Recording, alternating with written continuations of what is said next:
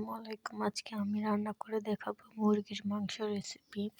আজকে আমি একদম ভিন্ন স্বাদে রান্না করব। প্রথমে এখানে আমি একটা মুরগি ধুয়ে পরিষ্কার করে নিয়েছি পাত্রে।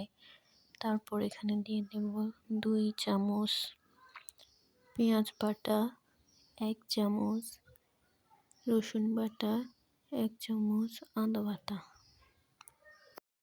দিয়ে দেব 2 চামচ হলুদ গুঁড়া, 2 চামচ লবণ, 3 চামচ মরিচ গুঁড়া। আপনারা আপনাদের স্বাদ অনুযায়ী ব্যবহার করবেন এখানে। তারপর দিয়ে দেব 1 চামচ জিরা গুঁড়া, 1 চামচ ধনিয়া গুঁড়া, দিয়ে দেব 5টা এলাচ, দিয়ে দেব 2টা তেজপাতা, কিছু জয়িত্রী, 2 দারচিনি, দিয়ে দেব কিছু সয়াবিন তেল। দিয়ে ভালো করে মাখিয়ে মিক্স করে এভাবে আমি চুলা ধরিয়ে দেব। দিয়ে কিছুক্ষণ নেড়েচেড়ে কষিয়ে নেব।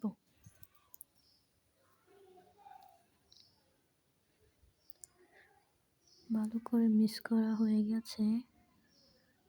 এখন আমি এখানে মশলা 1 চামচ দিয়ে দিয়েছি। আবারও কিছুক্ষণ ভালোভাবে মিক্স করে চুলা ধরিয়ে রান্না করব কিছুক্ষণ। 5 মিনিটের জন্য ঢাকনা দিয়ে দেব। আমি এখানে কিছু পানি ইউজ করেছি। 4টা কাঁচামরিচ, 1টা টমেটো কুচি দিয়ে আবার ঢাকনা দিয়ে দেব 5 মিনিটের জন্য। 5 মিনিট পর এভাবে নেড়ে ছেড়ে মাংসটা কষিয়ে নেব ভালো করে। দেখতেই পাচ্ছেন এভাবে একদম শুকনো শুকনো কিছুক্ষণ আমি মুরগির মাংসটাকে কষিয়ে নেব। তারপর দিয়ে নেব পরিমাণ মতো পানি।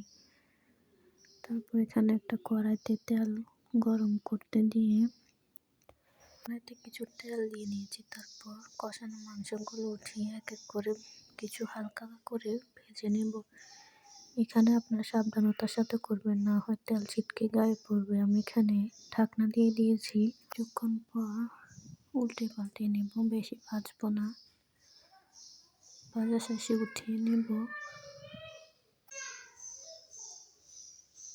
সবগুলো মাংস আমি এক এক করে এভাবে ভেজে নেব। তারপর আমি এখানে 2টা আলু কুটে নিয়েছি, যেহেতু আমার বাচ্চারা আলু দিয়ে খাবে। আপনারা চাইলে আলু দিতেও পারেন, আবার নাও দিতে পারেন। আলুটাকে আমি কিছুক্ষণ এভাবে ভেজে তারপর উঠিয়ে নেব। উল্টিয়ে পাল্টিয়ে কিছুক্ষণ ভেজে নেব।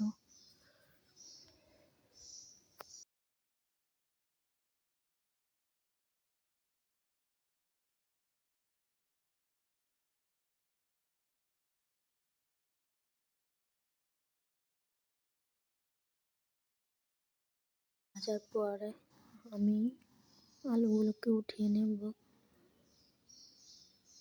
উঠানোর শেষে এখানে আমি একটা পেঁয়াজ কুচি দিয়ে দেব। পেঁয়াজটাকে কিছুক্ষণ নেড়ে ছেড়ে এখানে আমি কিছু দিয়ে দিয়েছি 5-6টার মতো। বেশি দেওয়া যাবে না, তাহলে তরকারি তিতা হয়ে যাবে। 5-6টা দিয়ে আমি এখানে নেড়ে ছেড়ে তরকারির মধ্যে দিয়ে দিচ্ছি। কষানো মাংসের উপর দিয়ে দিচ্ছি। মিনিটের জন্য ঢাকনা দিয়ে রান্না করছি। রান্নার জিরার গুঁড়ো দিয়ে নামিয়ে নিচ্ছি। এই তো রেডি আমাদের মুরগির মাংস রান্না। আপনারা চাইলেও এভাবে রান্না করে নিতে পারেন মুরগির মাংস। খেতে অনেক মজা লাগে এভাবে।